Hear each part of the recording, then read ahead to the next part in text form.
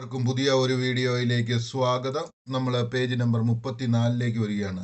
Let's play with words എന്നുള്ള ഭാഗമാണ് നമ്മൾ ഇന്ന് പഠിക്കുവാനായിട്ട് പോകുന്നത്. ലെറ്റസ് പ്ലേ വിത്ത് വേർഡ്സ്, അതായത് നമുക്ക് വാക്കുകൾ കൊണ്ട് കളിക്കാം എന്നൊക്കെയാണ് ഇവിടെ ഇത് പറഞ്ഞിരിക്കുന്നത്. ഒരു ഹെഡിങ് ആയിട്ട് പറഞ്ഞു എന്ന് കൂട്ടിയാൽ മതി. ആക്ടിവിറ്റി 1, അതായത് ആക്റ്റീവ് ചെയ്യാനുള്ള പ്രവൃത്തി 1.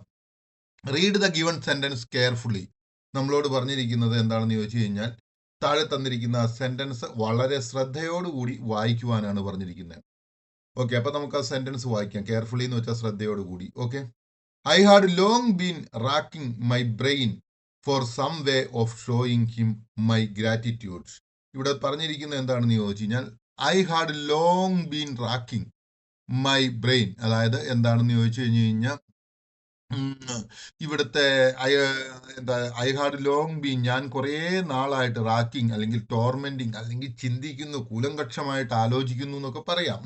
ഓക്കെ, മൈ ബ്രെയിൻ, അതായത് എൻ്റെ ബ്രെയിൻ ചുഴന്നെടുത്തുകൊണ്ട് അല്ലെങ്കിൽ ഞാൻ ഇങ്ങനെ അങ്ങോട്ട് കഠിനമായിട്ട് ചിന്തിച്ചുകൊണ്ടിരിക്കുകയായിരുന്നു. എന്താണ് my brain for some way of showing, for some way ഏതെങ്കിലും ഒരു വഴി ഓഫ് ഷോയിങ് എന്ന് വെച്ചാൽ കാണിക്കുക, ഹിം എന്ന് വെച്ച് കഴിഞ്ഞാൽ അവന്, മൈ ഗ്രാറ്റിറ്റ്യൂഡ് എൻ്റെ നന്ദി അവനെ കാണിക്കുന്നതിന് വേണ്ടി ഞാൻ ഏതെങ്കിലും ഒരു വഴി അന്വേഷിച്ചുകൊണ്ടിരിക്കുകയായിരുന്നു. ഓക്കെ, എന്നിട്ട് ഇവിടെ ചോദിച്ചിരിക്കുന്ന ചോദ്യം ഇതാണ്, what do you think is the meaning of the above image and caption. Okay, ഇവിടെ നമ്മളോട് ചോദിച്ചിരിക്കുന്നത് എന്താണ്, what do you think is the meaning of the above image and caption.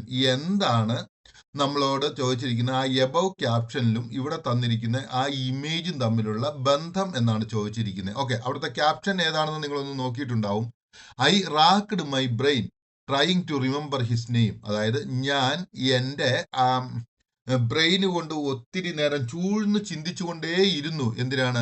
അദ്ദേഹത്തിന്റെ പേര് ഓർമ്മയിലേക്ക് കൊണ്ടുവരുവാനായിട്ടെന്ന്. അപ്പൊ ഇവിടെ നമ്മളോട് ചോദിച്ചിരിക്കുന്നത് എന്താണ്, what do you think is the meaning of the above image and caption, അതായത് മുകളിൽ തന്നിരിക്കുന്ന ആ ചിത്രവും ആ ക്യാപ്ഷനും കുറിച്ച് നിങ്ങൾക്ക് അതിന്റെ അർത്ഥങ്ങളെ തമ്മിൽ എന്താണ് നിങ്ങൾ ചിന്തിക്കുന്നത് എന്ന്. ഓക്കെ, അപ്പൊ നമുക്ക് പറയാം, the picture gives you an idea about the meaning of the idiomatic expression rack one's brain, അതായത് ഇവിടെ പറഞ്ഞിരിക്കുന്ന എന്താണ്, ഈ ആ പിക്ചർ ഗീവ്സ് യു അല്ലെങ്കിൽ ഗീവ്സ് അസ് എന്ന് പറയാം, ഗീവ്സ് അസ് ആൻ ഐഡിയ എന്ന് പറഞ്ഞു കഴിഞ്ഞാൽ നമുക്ക് ഒരു ആശയം തരുന്നു. എന്താണ് gives us an idea about the meaning of the idiomatic expression. എന്തിനാണ്? ആ ഇഡിയമാറ്റിക് എക്സ്പ്രഷന്റെ അർത്ഥമാണ് തരുന്നത്. Rack one's on brain, rack എന്ന് വെച്ച് കഴിഞ്ഞാൽ ചൂഴ്ന്ന് ചിന്തിക്കുക, ഏതാണ് ഒരാളുടെ തന്നെ ബ്രെയിൻ.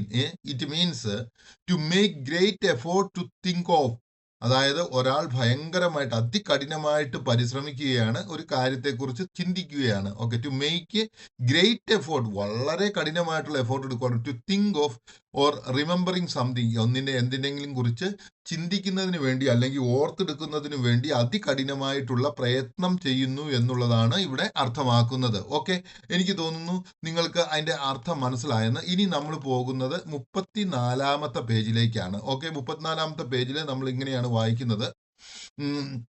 34-ാമത്തെ പേജിലേക്ക് വന്നു കഴിയുമ്പോൾ guess the idiom raining cats and dogs, അതായത് നമ്മളോട് പറയുകയാണ് ഇവിടെ ഈ ഗസ് ചെയ്യുക അല്ലെങ്കിൽ നമ്മളോട് ഒന്ന് എന്താണ് പറയുക, ചിന്തിച്ചെടുക്കുക അല്ലെങ്കിൽ സ്പെക്കുലേറ്റ് ചെയ്യുക, അല്ലെങ്കിൽ ഒന്ന് സപ്പോസ് ചെയ്യുക, അല്ലെങ്കിൽ നമ്മളോട് പറയുകയാണ് ഒന്ന് സപ്പോസ് ചെയ്തെടുക്കുക. എന്തിനു വേണ്ടിയിട്ട്? ദ ഇഡിയം ഇവിടെ തന്നിരിക്കുന്ന ഇഡിയത്തെ കുറിച്ച് നിങ്ങൾ ഒരു നിഗമനത്തിലേക്ക് എത്തിച്ചേരുക എന്നാണ് പറഞ്ഞത്. ചിന്തിച്ചൊരു നിഗമനത്തിൽ എത്തിച്ചേരുക. റെയിനിങ് ക്യാറ്റ്സ് ആൻഡ് ഡോഗ്സ്, അതായത്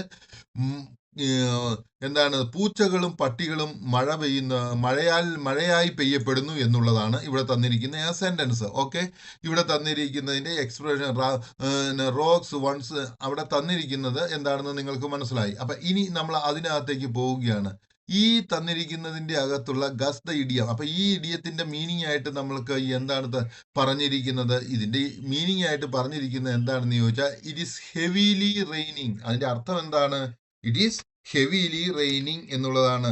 ഇറ്റ് ഈസ് ഹെവി റെയിൻ എന്ന് വെച്ച് കഴിഞ്ഞാൽ വളരെ ശക്തമായിട്ട് ഉള്ള മഴയാണ് ഇവിടെ പെയ്തുകൊണ്ടിരിക്കുന്നത് എന്നുള്ള അർത്ഥത്തിലാണ് ഇവിടെ പറഞ്ഞിരിക്കുന്നത്. ഓക്കെ, ഇനി നമ്മളോട് പറഞ്ഞിരിക്കുന്നത് എന്താണെന്ന് ചോദിച്ചു കഴിഞ്ഞാൽ അതിന്റെ അർത്ഥം, ഇവിടെ പറഞ്ഞിരിക്കുന്ന അർത്ഥം എന്താണെന്ന് നിങ്ങൾക്ക് മനസ്സിലായി.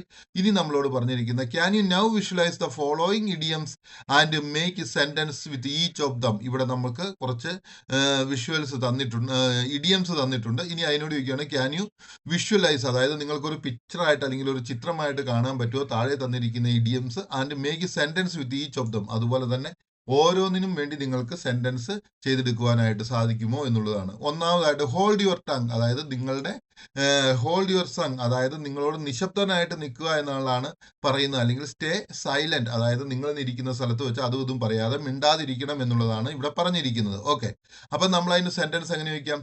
He wanted to argue back, അതായത് അവൻ തിരിച്ച് തർക്കിക്കാൻ, വാണ്ടഡ് ആവശ്യമുണ്ട്, ടു ആർഗ്യൂ തർക്കിക്കുക, ബാക്ക് തിരിച്ച് തർക്കിക്കാൻ ആഗ്രഹമുണ്ട്. ബട്ട് ഹിസ് ഫാദർ, പക്ഷേ അവന്റെ പിതാവ്, സ്റ്റേ പിതാവിന്റെ, അതായത് ഫാദേഴ്സ് പിതാവിന്റെ, സ്റ്റേൺ അതായത് രൂക്ഷമായിട്ടുള്ള ആ ലുക്ക് നോട്ടം, made him hold his tongue, അതായത് ആ രൂക്ഷമായിട്ടുള്ള ആ നോട്ടം അവനെ കൊണ്ട് അവന്റെ വാ അടച്ചു പിടിപ്പിച്ചു, അല്ലെങ്കിൽ അവനെ നിശബ്ദനാക്കി ഇരുത്തി എന്നുള്ളതാണ്. അത് നമുക്കറിയാം, നമ്മളുടെ മാതാപിതാക്കൾ പെട്ടെന്ന് ദേഷ്യം വന്നു കഴിഞ്ഞ് കഴിയുമ്പോൾ ഒന്നും മിണ്ടാതെ തന്നെ, ചില സമയത്ത് ദേഷ്യത്തോടു കൂടി ഒരു നോട്ടം വന്നു കഴിയുമ്പോൾ നമ്മൾ മിണ്ടാതിരിക്കുമല്ലോ. അത് തന്നെയാണ് ഇവിടെ അർത്ഥം വന്നിരിക്കുന്നത്. അതായത് നിശബ്ദനാവുക എന്നുള്ളതാണ് ഈ പറയുന്ന ഹോൾഡ് യുവർ ടങ് എന്ന് പറഞ്ഞു കഴിഞ്ഞാൽ അതിന്റെ അർത്ഥം.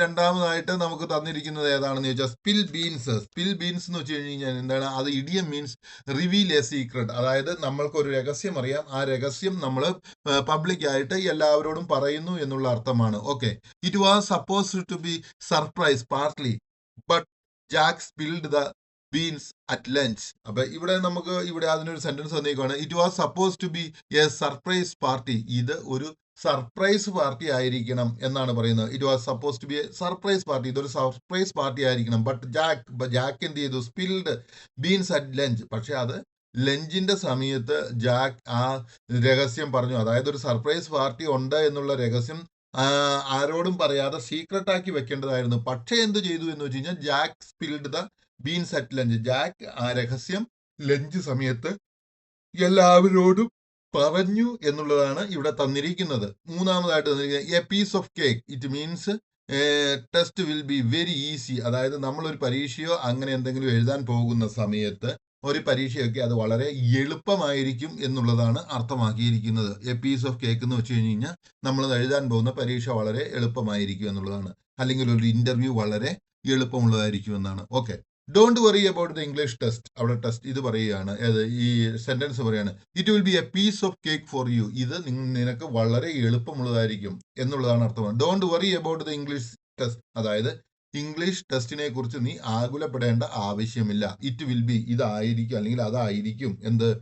A piece of cake for you, ഒരു എളുപ്പം പാസ്സാവാൻ പറ്റുന്ന രീതിയിലുള്ള ഒരു പരീക്ഷയായിരിക്കും നിനക്ക് ഇംഗ്ലീഷ് പരീക്ഷ എന്നുള്ളതാണ് ഇവിടെ ഉദ്ദേശിച്ചിരിക്കുന്നത്. അടുത്തതായിട്ട് ഐസിങ് ഓൺ ദ കേക്ക് എന്നുള്ളതാണ്.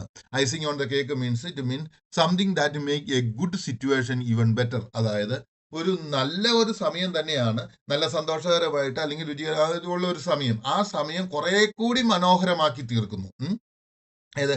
ഒരു നല്ല സമയം, ആ സമയത്തെ കുറെ കൂടി മനോഹരമാക്കി തീർക്കുന്നതിനെയാണ് നമ്മൾ ഇവിടെ എന്ത് പറയുന്നത്? ഐസിങ് ഓൺ ദ കേക്ക് എന്ന് പറയുന്നത്. ഓക്കെ, അപ്പൊ winning the scholarship was amazing, അതായത് സ്കോളർഷിപ്പിൽ ഒരാൾക്ക് സ്കോളർഷിപ്പ് കിട്ടുക എന്ന് പറയുന്നത് വളരെ അമേസിങ് ആയിട്ടുള്ള, വളരെ സന്തോഷകരമായിട്ടുള്ള, വളരെ രസകരമായിട്ടുള്ള, വളരെ അസ്റ്റോണിഷിങ് ആയിട്ടുള്ള, വണ്ടർഫുൾ ആയിട്ടുള്ള, ഇൻക്രെഡിബിൾ ആയിട്ടുള്ള ഒരു കാര്യമാണ്.